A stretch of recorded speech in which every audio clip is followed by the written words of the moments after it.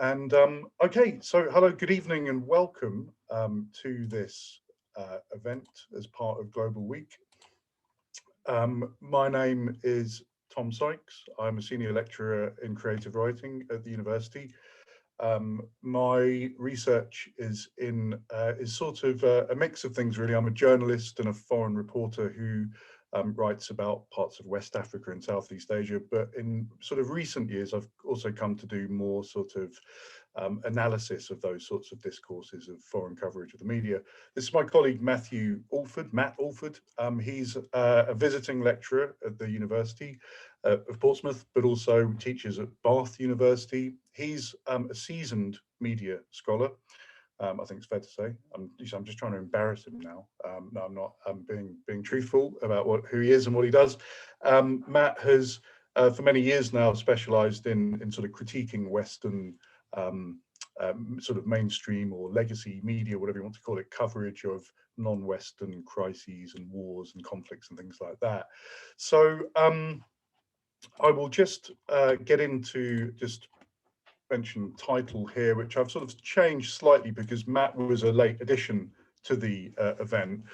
But the main title, Human Life Exchange Rate Mechanism, remains the same. I've just slightly changed the subtitle, Liberal Rights, Hypocrisy, the West and the Rest.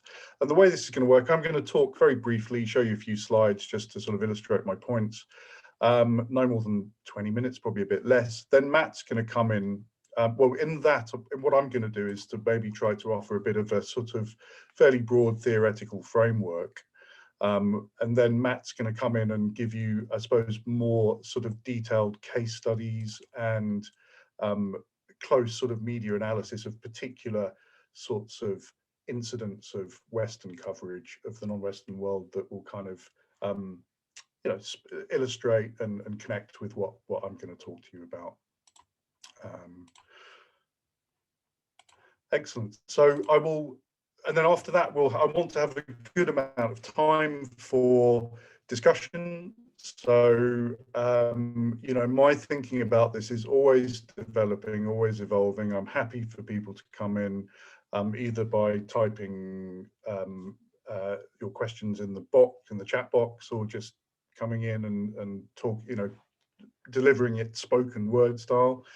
I'm sure Matt is, it sort of feels the same way in terms of, a debate and a discussion and to perhaps changing our minds and so forth. And so there'll be plenty of time. There'll be good sort of 20 minutes, if not more, of that towards the end. So,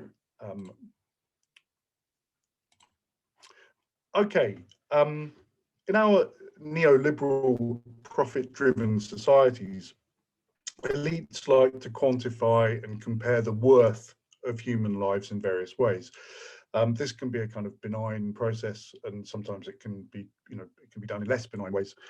One telling example I want to start with is this concept of per capita GDP, which determines the economic contribution that each citizen makes to a nation state when that nation state is framed as a sort of corporate entity, such as UK PLC, which people here might remember was a sort of a brand that was being talked about a lot sort of 10, 15 years ago. Not so much now, but it still does get mentioned from time to time now. And again, such a view of humanity can be benign, but it can also be dehumanizing. And I think there's a danger that it can sort of play into the hands of certain elements of the political right, social Darwinists, and free market yahoos. I like the word yahoo. It's a good Swiftian word. I try and bring it into my talks and writing as often as possible. So forgive me for that. And these sorts of people might sort of argue that if some lives are more valuable than others according to this kind of calculation, then why should those of lower value be helped, supported, aided by the state or the wider community? So while few elite figures today are audacious enough to say things like this out loud, mark my words, there were plenty of people, 100 years ago, 150 years ago, people like Herbert Spencer, who were quite happy to say these things out loud and clear. But while that's not so common now, I think such calculi tacitly inform many political decisions and moral judgments made by leaders even those leaders who self-identify as, humanitarian or egalitarian. I want to start with the example of COVID-19 because it's the sort of dominant theme, isn't it? It's inescapable in terms of, our lives at the moment. When COVID-19 first struck, developed neoliberal countries, which you could argue the UK and US certainly belong to that order of nations, it laid bare the devastation done to health and social services by years of privatization and austerity. Poor housing, inadequate financial support for those forced to isolate, and a whole load of other failings related to social and economic policy have made lockdown intolerable and even lethal for many people. Unfortunately, the suicide rate has increased in this country during these lockdowns. Rates of domestic violence have gone up, and this seems like a sort of timely moment to be talking about that particular problem. Yet on the other side of that equation, to not have lockdown would obviously endanger many others with serious health conditions. So this kind of Sophie's choice between two unpleasant, not equally unpleasant outcomes necessarily, but two unpleasant outcomes would arguably be avoidable in a fair and equal society that was properly resourced to protect all its citizens, whatever their particular needs. But in our materially unfair and unequal societies, the powerful are compelled, the people who make decisions about these things are compelled by circumstance to come down on one side or another. In a comment that warrants grudging respect for its refreshing honesty, if not its moral content, the ex-Supreme Court Judge Lord Sumption, you may have seen recently claimed that the life of a woman with advanced cancer was less valuable than the lives of other young and fit people with their futures ahead of them, whom lockdown is, and I quote from Lord Sumption, punishing for the greater good.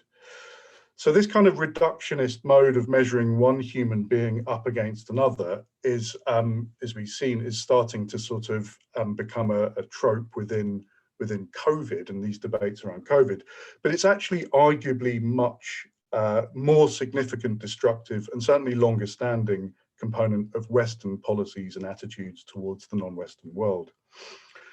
As with the sorts of domestic calculations that I've just mentioned that people like Lord Sumption were alluding to, what I call the human life exchange rate mechanism, the acronym HLERM is what I'm going to use. If it doesn't trip off the tongue, I'm afraid, but it's what I'm going to use from now on, is also produced by inequality, albeit of a different stripe, an inequality or inequalities between societies on the bases of trade, wealth, development, prestige, and what we might call the hard and soft power at their disposal.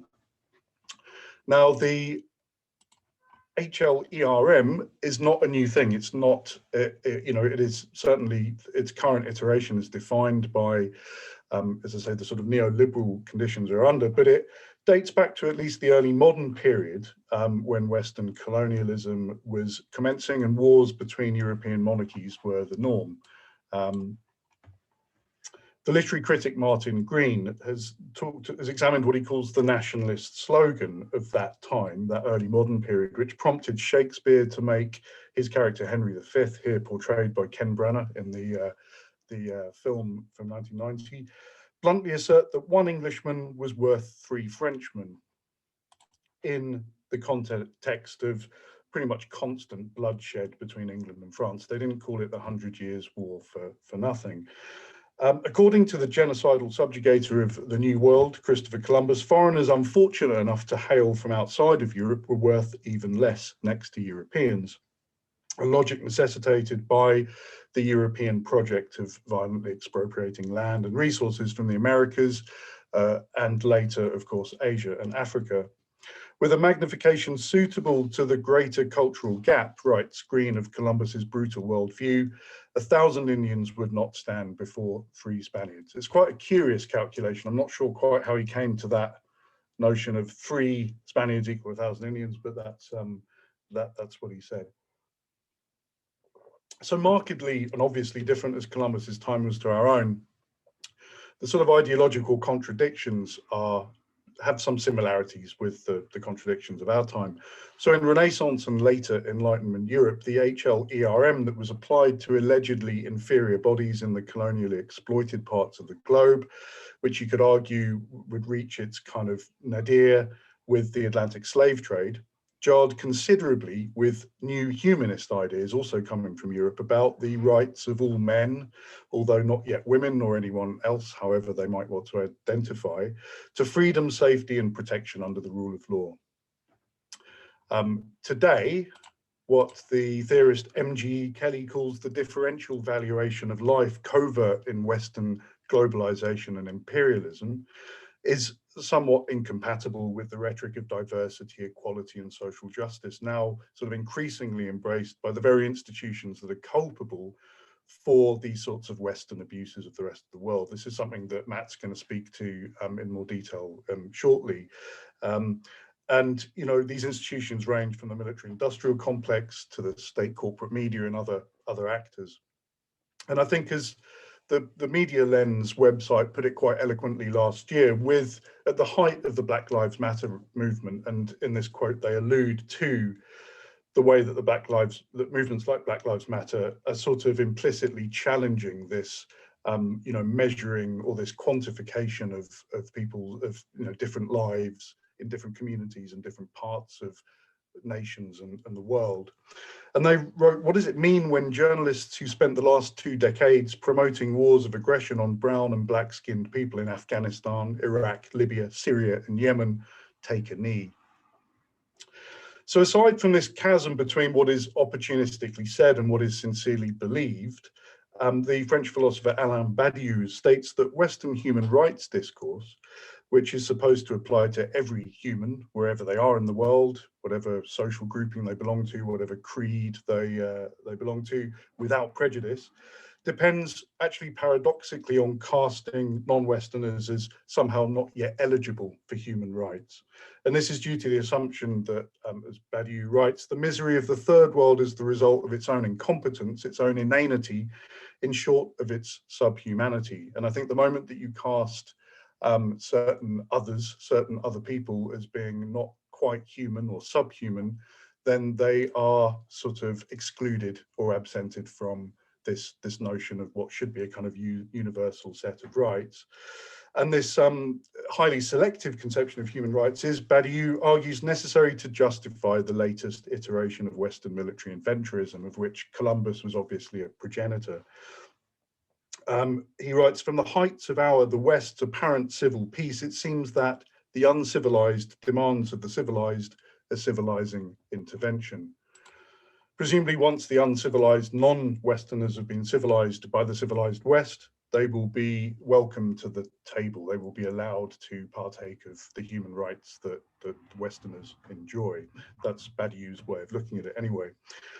So in addition to being the construct of a neoliberal order that must frequently resort to violence abroad to secure its economic and strategic objectives, this very parochial vision of human rights and the HLERM that's sort of connected to it has other intellectual underpinnings. The cultural and literary critic Terry Eagleton has upbraided several, and I quote from him, postmodern skeptics of universality that believe in a culturalist style that moral values are just embedded in contingent local traditions and have no more force than that. Eagleton goes on to paraphrase the neo-pragmatist philosopher Richard Rorty, who argues that those who helped Jews in the last World War probably did so less because they saw them as fellow human beings, but because they belonged to the same city, profession, or other social grouping as themselves. Now, I think at first glance, this thesis seems kind of reasonable to an extent. It's understandable up to a point if we care more about our relatives, our friends, and members of our immediate communities than we do about people on the other side of the world who we've never met or have had very little to do with. But then that implies another sort of problematic, doesn't it? That how do we then form solidarities with those distant others across national, ethnic, or other boundaries in order to address problems on a global scale, whether this is war, poverty, the climate emergency, and a whole host of other predicaments. In his characteristically humorous style, Eagleton puts the flaw this way with a kind of slightly absurdist kind of scenario. He writes, first of all, personally, I only ever display sympathy to fellow graduates of the University of Cambridge. It is true that such credentials aren't always easy to establish.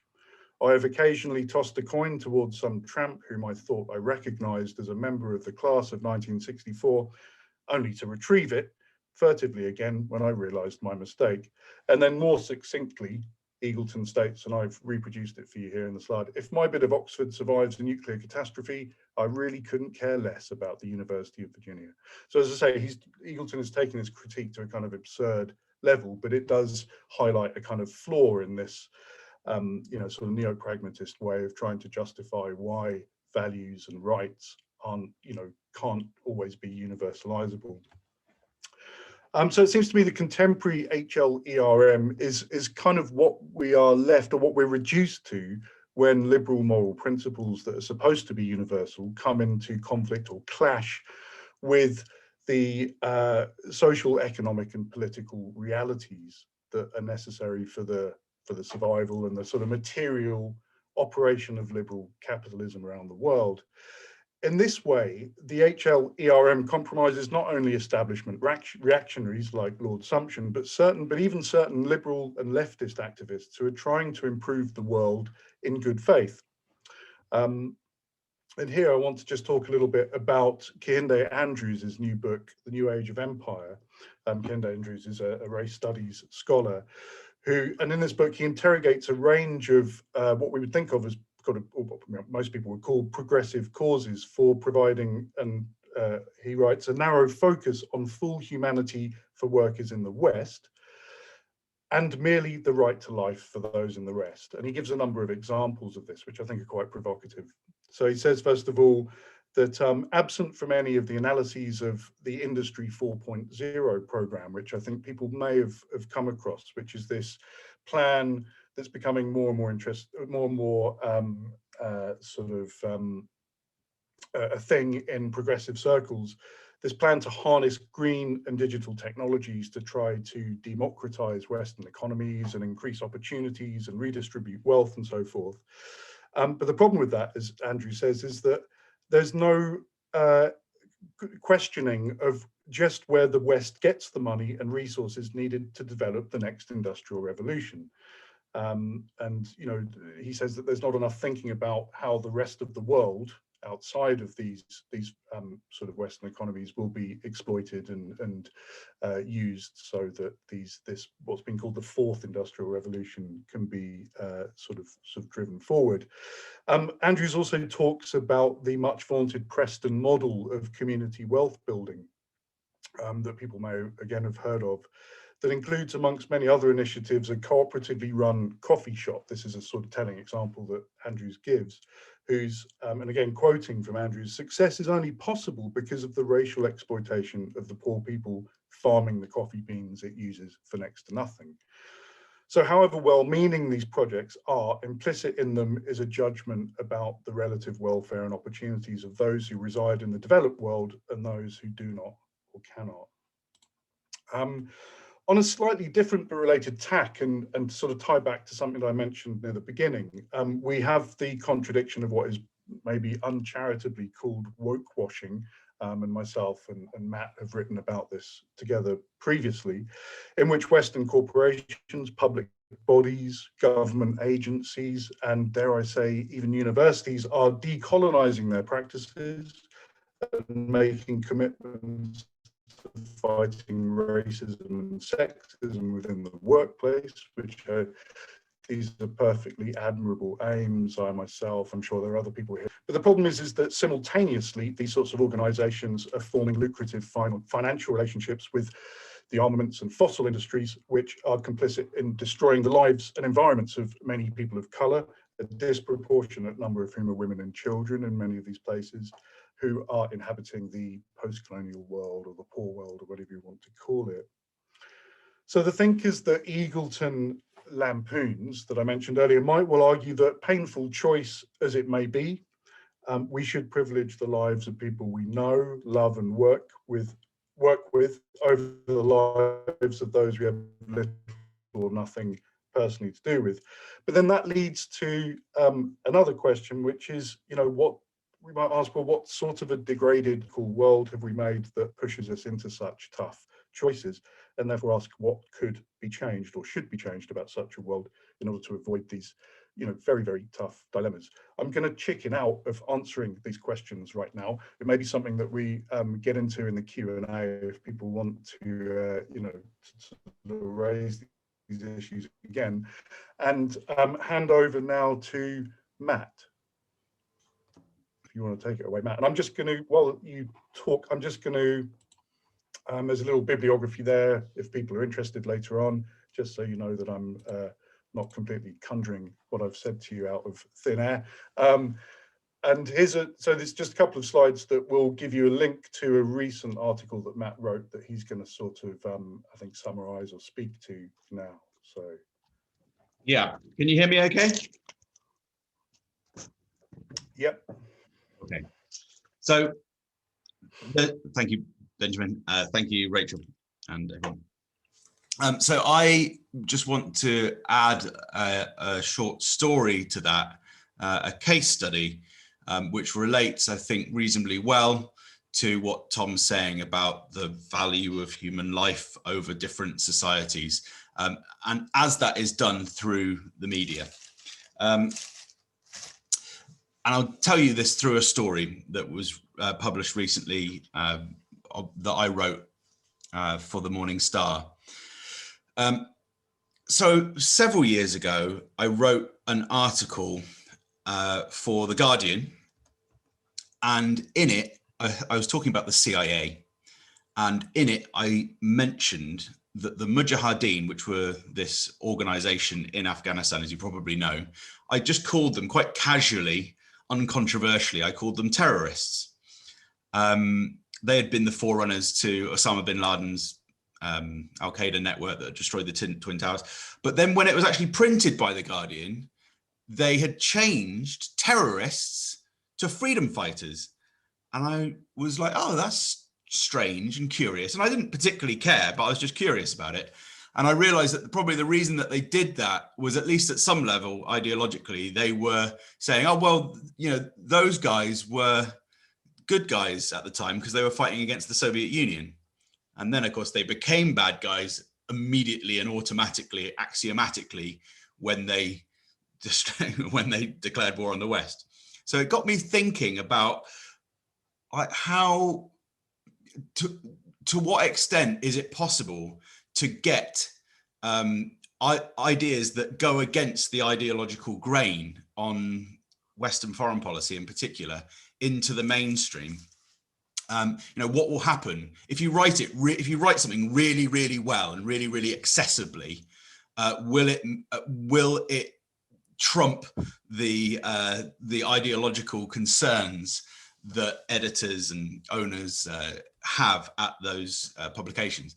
And I thought, well, I'll never really have the opportunity to do that anyway, because I only do a bit of part-time journalism. But then I had this opportunity to do it. I won't name the publication, but it's a reasonably big publication that people will know, but it's just awkward to do so. So I won't do so. But I worked with a team of media scholars. All of us were media researchers. We'd all published peer-reviewed work about the nature of the media and about the nature of using work by Noam Chomsky and HLERM and those kind of people about unfairness in foreign policy representation. And so we were assigned an editor and wrote this piece that was very carefully done, everything perfectly referenced, and was cleared by the editor at this publication. And we'd done this over a period of about 8 or 9 weeks. And then on the morning that it was due to go out, and the person who had edited it actually had a headline which was how Western states support terror while millions die. And it was probably the most graphic, in-your-face, mainstream headline article that you could possibly, that certainly I'd seen, to do with foreign policy. And then an hour later, we were called off, and it was cut by the executive editor of the publication. The article itself has ended up in the Morning Star. Actually, ended up on a couple of piece publications first. And basically, what we tried to do was to just go through in the most succinct possible way. There are lots of organisations like Declassified UK, FAIR, I don't know if you know FAIR, Fairness and Accuracy in Reporting, Media Lens, these kind of organisations. They're all really good, but their work is over a very long period of time. So my idea was to write the most accessibly easy to read piece of work that you could possibly imagine, that summarised absolutely everything in the most perfect way. So, and also specifically, just looked at the specific things that were omitted, totally omitted from foreign policy coverage. So, for example, we found scientific paper that showed that under the Trump administration, the Venezuela had sanctions put on them by the Trump administration in 2017. Now we know from a peer-reviewed, totally accepted scientific paper that as a direct result of those sanctions, not of the poverty of the country, but we know as a direct result of those sanctions that 40,000 people died in just a year, and it would have been much more, but no one bothered counting after that. 40,000 people died, and one of the major causes of that was the fact that the American government had refused to allow in dialysis machines and HIV medicine into Venezuela. Now that's very specific things that are just omitted entirely from the media. So that was a good, clear example. But we also looked at, and no one had reported that. There was one article in the Independent newspaper in the whole of the Western world, one article in the Independent that had commented on it. And we did this similarly with other countries. So we did it, for example, with what's reported about Saudi Arabia, for example. Well, actually, the coverage there has changed and has improved considerably. But there are still government reports of things that sorry, my cat's attacking me. But there are still government reports that I've just never picked up on by the media. So even the British Parliament, in cases like the NATO invasion of Libya and the US-UK invasion of Iraq, the UK Parliament produces evidence, but then it's just ignored. Even though it's the most mainstream thing you can possibly think of, the papers still ignore it. Let me see if there's another example here that I can find off the top of my head. Sorry, I didn't have very long to prepare this. Actually, the invasion of Libya is a good example, where the UK government admitted that actually Colonel Gaddafi was not going to massacre anybody. They said they found out afterwards, we had no evidence at all that this was going to happen. And there was the allegations that was basically what triggered the war, that the idea was that there was going to be an attack by the Gaddafi government on just random people in Benghazi. But the UK government admitted afterwards that didn't happen. Now, that was just not reported anywhere in any newspaper. And there were similar things about, say, Iraqi sanctions on Iraq in the 1990s. Things just weren't reported. The fact that, the sanctions regime, for example, the idea of the sanctions regime was to stop chemical and biological weapons being built. But actually, they were doing things like banning, they wouldn't allow the import of shrouds for dead people. But that was just not reported anywhere. You had to go to the technical literature to find this really quite shocking information.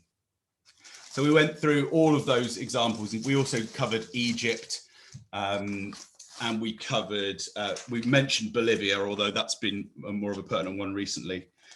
We talked a bit about Russiagate, how the fact that there'd not been someone who had referred to there hadn't been a skeptic about the hacking in the idea that Putin had hacked the US election. There hadn't been a skeptic on MSNBC since January 2017. So we were looking at all of these different examples. Anyway, I think I'll cut it short there, but to say that, yeah, we then went back to some of the comments that we had were things like, you can't, hang on, let me just see. So the headline that we had, which was "While Millions Die," had been removed. This was these were the actual details that we could see on the interface that was up in front of us. We could see it all in real time. All references to East Timor were referred to from atrocity from the 1970s. Indonesia and Venezuela had been removed. In fact, our references to Noam Chomsky, Ed Herman, the Vietnam War, and even our own statuses as scholars of propaganda had been removed by the executive editor. Our paragraph on NATO and Libya was annotated with "needs line in here about nature of Gaddafi regime, can't ignore its atrocities." In response, we observed that mainstream evidence made it clear that it was our rebels in Libya who conducted large-scale human rights abuses against Black Africans. Furthermore, NATO intervention magnified the death toll by at least 7 times, according to a study in a high-ranking journal called International Security. The House of Commons Foreign Affairs Committee stated, despite his rhetoric, the proposition that Gaddafi would have ordered the massacre of civilians in Benghazi was not supported by the available evidence. More widely, and basically these same patterns happened again and again. I want to emphasize, and one of the reasons I wanted to get this article into the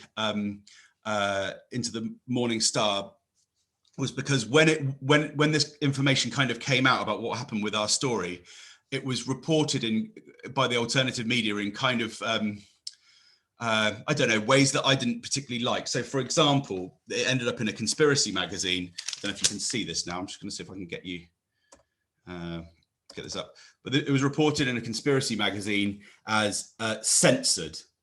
And I don't like that kind of thing because I'm trying to be a serious scholar of media and of politics. And actually, I think if we start throwing around terms like censorship, I think that's unhelpful. This basically a publication made a political choice, but it was an extremely clear political choice to not publish our work, which they had every right to do. But I nevertheless think that it is interesting, notable, very, very illustrative of the very narrow focus that these media organizations have. And bear in mind, this was a liberal news organization. This is about as left-wing, about as academically friendly to our way of thinking, wants a better world and all that stuff. It wasn't the Sun, but it's very illustrative of the way that kind of mindset and those kind of industries operate. Unfortunately, the mainstream is just not, when it comes to foreign policy, it's just no one's friend. It really isn't anyone's friend. And that I've learned that through, I mean, I already knew that, but I spent whatever it was, 4 months trying to sort of bash my head against the wall to get something into the mainstream to really cement that in my own mind that you can't really, there's so much crucial information that is omitted for ideological reasons by the mainstream press that you can't really trust it on foreign policy. I think I'll leave it there. Thank you very much, Matt. That was splendid. That's great. What an insight into the machinations of these things. Before we move to questions and comments from people, I'm really pleased that there are 26 of us here, which is goes beyond mine and Matt's expectations. That's fantastic. Before we do that, I just need to mention again that this event is brought to you as part of Portsmouth University's Global Week 2021. There are lots of other really exciting events going on. I would urge you to have a look at the Global Week webpage to take a look at this is just the first day, and we've got another 6 days of events for your enjoyment. And also just need to mention that the Global Week supports the British Red Cross COVID-19 response. That's who we're sort of working in association with. If you would like to support this cause, please civic funding page that is available. As of when this turns into a video, which will be made available, I'm not quite sure how these hyperlinks will work, but it will be easy enough, I think, for you to figure them out. And do, of course, follow the Global Week website and get on to the mailing list if you can, and that way you can be kept, and check out #UOP as well. So, okay, someone has sent a comment in already. Now, let me just check. Oh, thank you, Rachel, for, yes, you can see in the chat box that they're to get that information. So, okay, let's stop sharing so I can actually see people now. And any questions, comments, or thoughts about anything that we've talked about so far? Or comparable experiences, no doubt. Good point. Yeah. I hate it when this happens. No. Maybe just give us a few moments. I'll chip in, guys. Come to the rescue. Thanks, mate. Yeah, thank you, Tom and Matt, for that. It's really interesting. I missed the first 10 minutes, so anything that I might say could have been might be redundant or might have been covered already. Yeah, really interesting talks. And Matt, yeah, my commiserations, because I think I've had a similar experience. Yeah. Of having, we've spoken about it before, of having material spiked material along the same lines, really. Yeah, it's really just a question. That was on Syria, I think. Yeah, that's right. It was on Syria in 2017 when Trump bombed Syria, and apparently opposing that was not the thing to do in a liberal publication. Anyway, yeah, I think this is really more of a question, or I don't know if it's a question, just a comment to Tom, really, because you were talking about how certain populations are considered expendable, but of course it just made me think that, of course, it's not just about killing, is it? And it's also about rendering populations or confining populations to a kind of half-life, like you have in Gaza, in refugee camps, in places like the favelas in South America. And it made me think of a book that I read recently by Alain Badiou, which is Necropolitics. And he has this idea that, more and more you have these surplus populations that are confined to kind of liminal spaces and camps of various different types, the camp form, as Membe puts it. So yeah, I don't know if that's, I can't really cohere that into a question, but it's just about, I just wondered if you wanted to comment on that idea that we're not just talking about populations being killed, we're talking about populations being put in a position where they're kind of the living dead, if you like. Yeah, I think that's a really good point, Stephen. Absolutely. You could also talk about certain kind of the word deterritorialization of people within, cities. I mean, Black Lives Matter might speak to the sort of ghettoization of African Americans, which is a historical process, isn't it? Whereby communities are kept in situations of poverty and lack of educational opportunities, poor healthcare, et cetera. So yeah, it happens sort of domestically within, the so-called advanced and developed countries, but as you rightly say, it happens in the the periphery or the poor world, and I think sort of talking about Gaza is a great example, isn't it? And these sort of areas that are kept in conditions of poverty or kept in conditions of constant harassment and abuse. That's a whole dimension to it. Another really good book, which we've talked about before, is Biopolitical Imperialism by M.G.E. Kelly. And he talks about a whole range of these ways in which this kind of parasitical relationship exists between, the rich and the poor world. He talks about, even things like, while no one would blame anyone for moving from a poor part of the world to a wealthier part of the world to find work. You know, there's unfortunately part and a concomitant of that is that it's sort of talent being extracted or expropriated, isn't it, by, you know, a wealthier country like the UK or the US. And, you know, we can, and this is a sort of point actually that Kehinde Andrews would make, that it's great for our NHS, and if you're in Britain and you're benefiting from the undeniably excellent institution that the NHS is, from Filipino nurses and African doctors and so on and so forth, but unfortunately that's at the cost of that expertise and that talent being available for the rest of the world. So it's a very difficult, really difficult sort of dilemma, you know, but there are these different sorts of exchange rate mechanisms, if you like, that come to bear on, yeah, as you say, not just life and death, but also work and location and positioning and imprisonment and, you know, deterritorialization and so on. So yeah, you know, potentially there's lots of different sort of dimensions to this, I guess.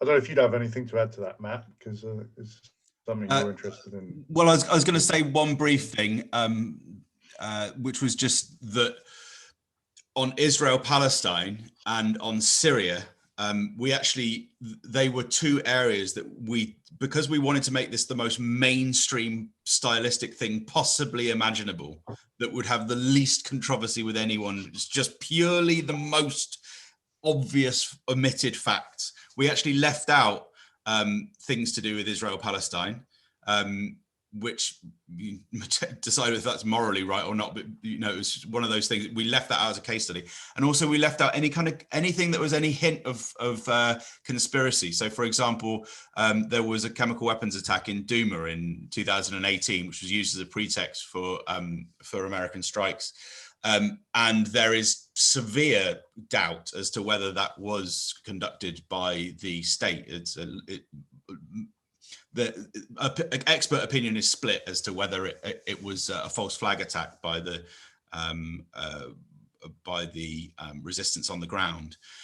Don't know, but we decided to avoid that when we picked anything that sort of could be awkward like that. So we just went for simple things like, I mean, who's got an ideological position on Venezuela or on East Timor in the 1970s? Well, it turns out that actually the media does. The media still cares about these things. They're so desirous to show the West, to feel that the West is right.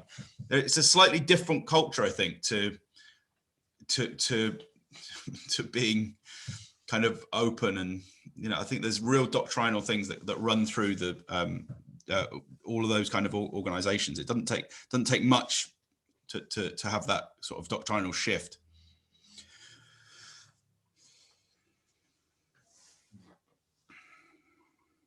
Yeah. So there's a question from Amanda Gary that's come in on the chat. So I'll just read that out for us. Given the UK's volte-face on the status of Nelson Mandela and Matthew's example of the Mujahideen, are you predicting which groups or individuals might be recategorized one way or the other in the next few years? It's a really good question. That's an amazing question. Well, you mentioned, Matt, didn't you, about Saudi Arabia? Yeah, it's very, very good question.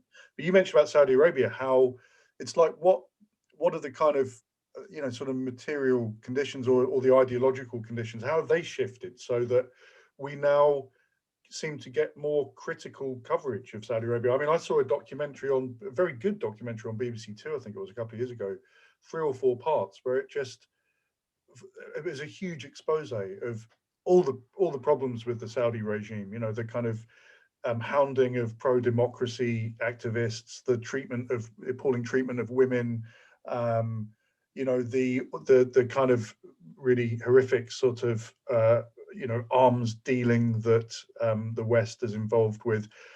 Now, I mean, that wouldn't have been, I don't think you would have seen a mainstream documentary on BBC Two or some equivalent channel 10, even maybe 6 or 7 years ago, right? I don't know. I agree. I'd like to hear what Amanda had in mind for that, but do you mind if I just very briefly say that I think coverage of Saudi Arabia I don't know about the other groups, but I would say that coverage of Saudi Arabia has changed because of the assassination of the Washington Post journalist a couple of years ago.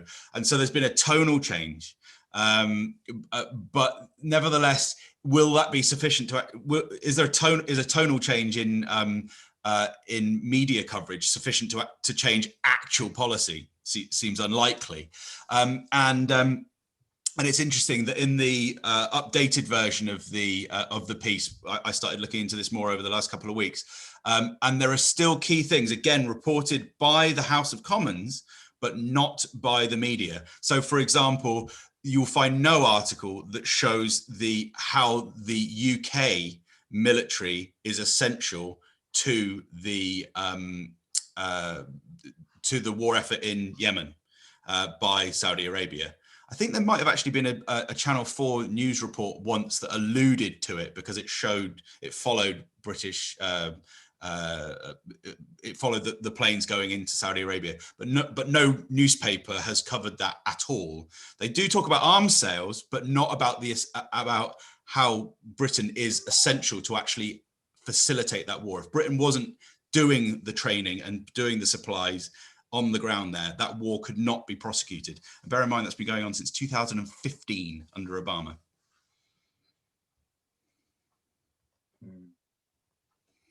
Excellent. Did Amanda have any other questions, or did Amanda have an idea in mind of what other groups might be changed? Because we just sort of went straight off into Saudi Arabia there, and there might be many others on mind. She gave the examples of.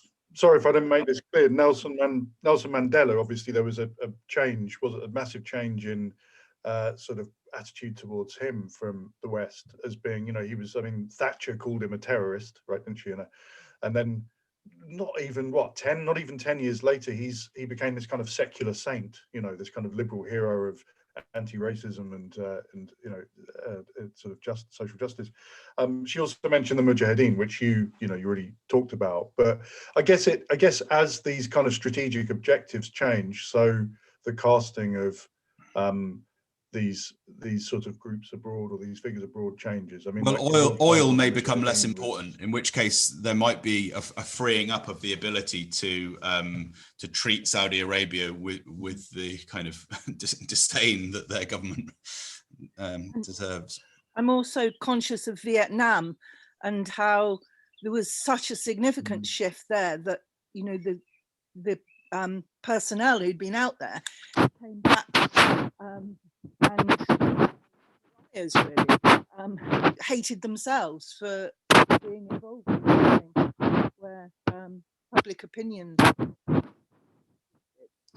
And I wonder if something similar will happen. Sorry, Mandy, it's difficult. I think you're tapping your mic there. I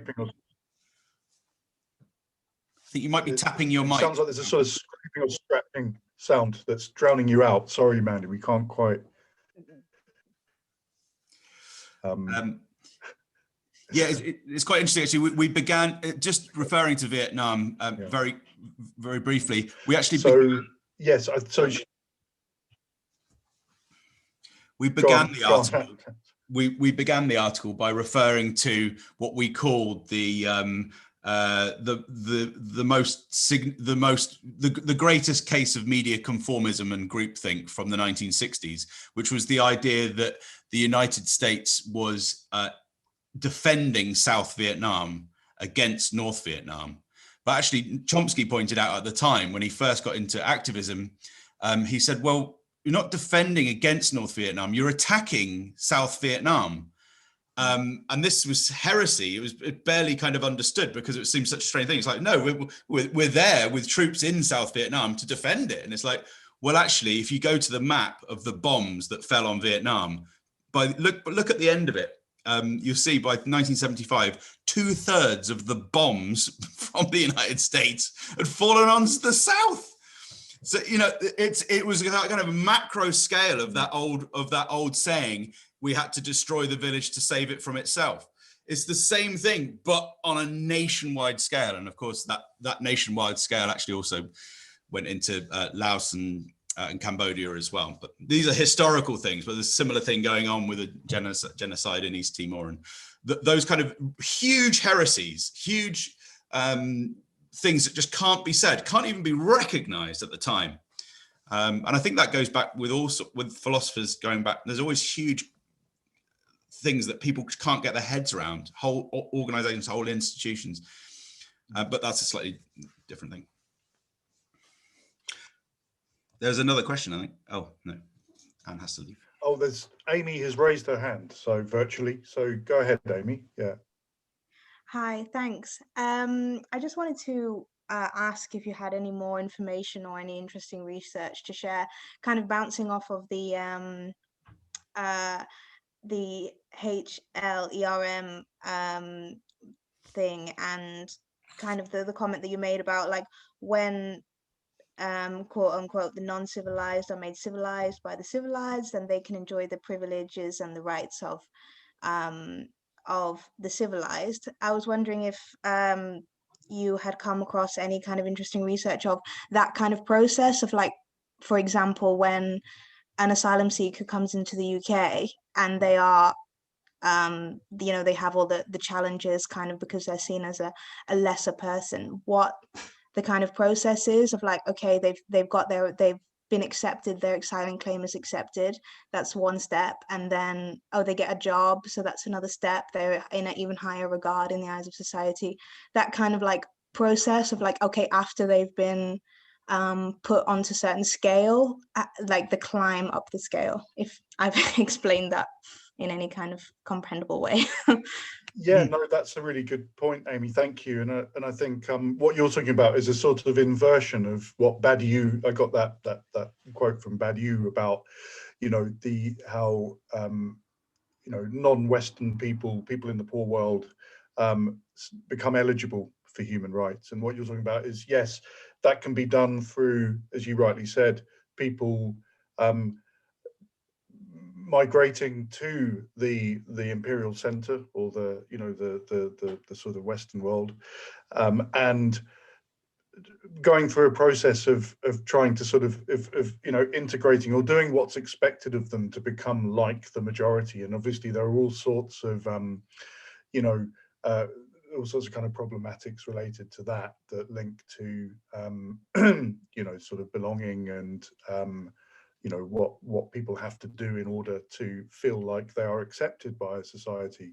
So that's a really good example, I think, of that. I think Badiou does talk a little bit about that in the context of the sort of French kind of multiculturalism, and so he is aware. I think he does sort of acknowledge that there's a kind of domestic version of that and a foreign version of it.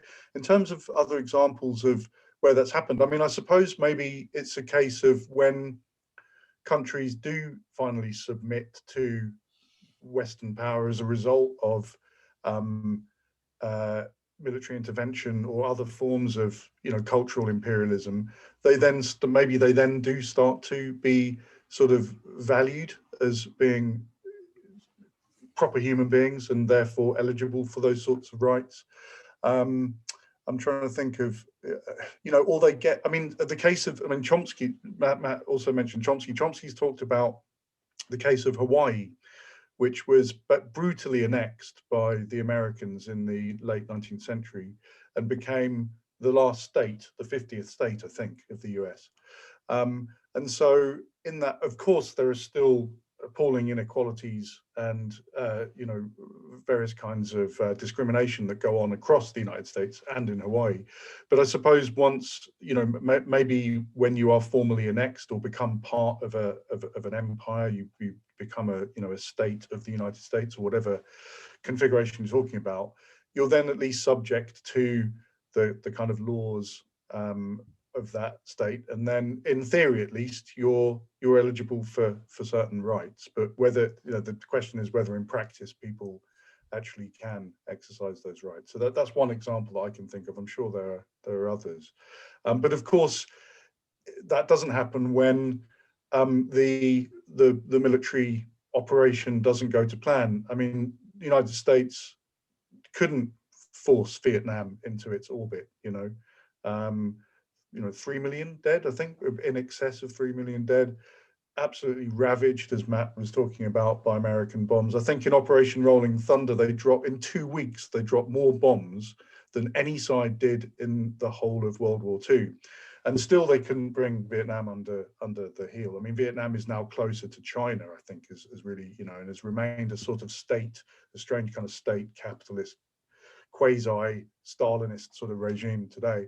So yeah, that it wasn't, you know, very often these sorts of projects of intervention actually don't work and they backfire. And at the time in the 60s, there was a lot of support for the Vietnam War. Now it's really hard to find anyone who looks back at Vietnam and thinks that what a great job, you know, jobs are good and kind of thing. So yeah, I don't know if you've got anything to add to that, Matt.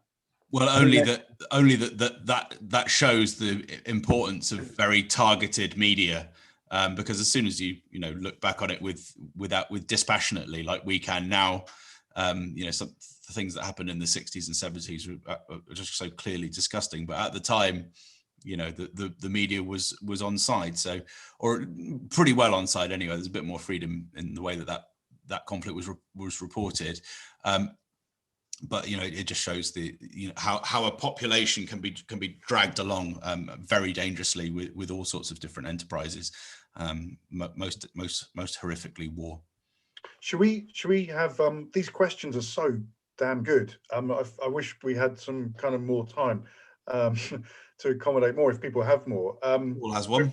Yeah, Paul, I can see your hand up. Hasn't the media always been on side?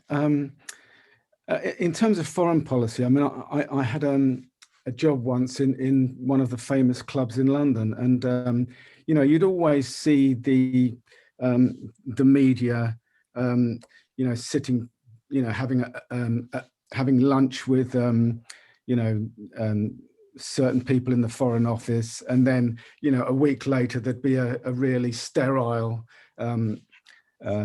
issue that had come up. So I just feel that I'm, you know, a bit negative about it all, really. I don't think the truth ever really comes out until it's been completely, you know, sterilized for our consumption.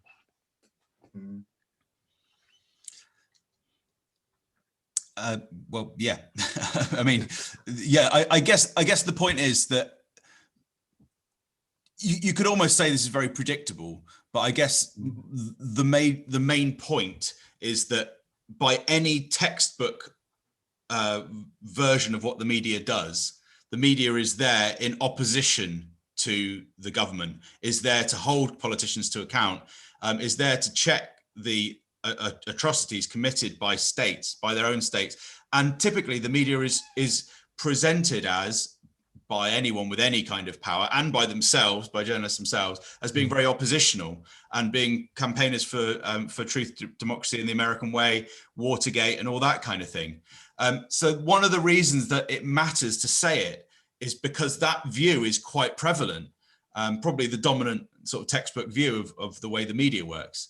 So although in a way I'm a bit like you, Paul, I'm a bit like, I know this, I don't need to spend my whole life knowing that the media just follows exactly what the politicians do. But nevertheless, it's quite important because there is that it highlights that severe difference and that ideological problem. But really, when I am opposing the media for its bias, and when what we're really doing is opposing arms dealers, mad generals, and cynical, horrible, doctrinal politicians. That's what really we're doing, and the dumbass media. But we're opposing all of those people who are involved in a culture of state violence. It's just that by approaching the media first, it's kind of a clearer way in. We all know the politicians are bastards. Can I just? Sorry, Matt. Can I just? That's it. Sorry to interrupt. I just want to read.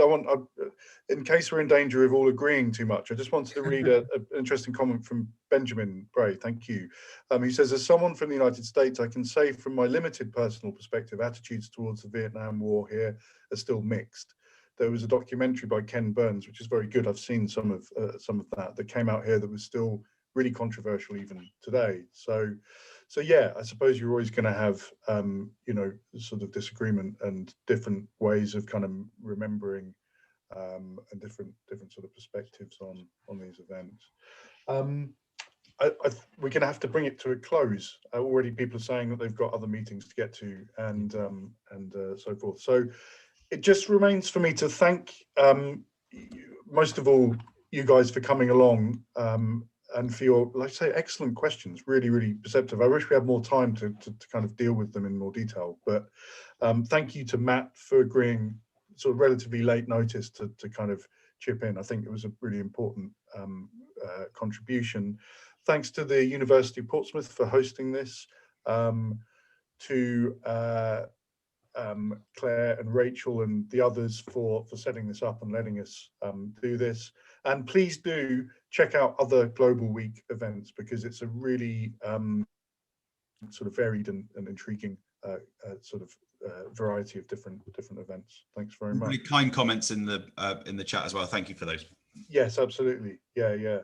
Thanks. We will try. Sudip is saying do another one soon, where we could maybe focus on some other areas of controversy, maybe. Yeah. Great. All right. Thanks very much. All right. Goodbye. Cheers. Fine.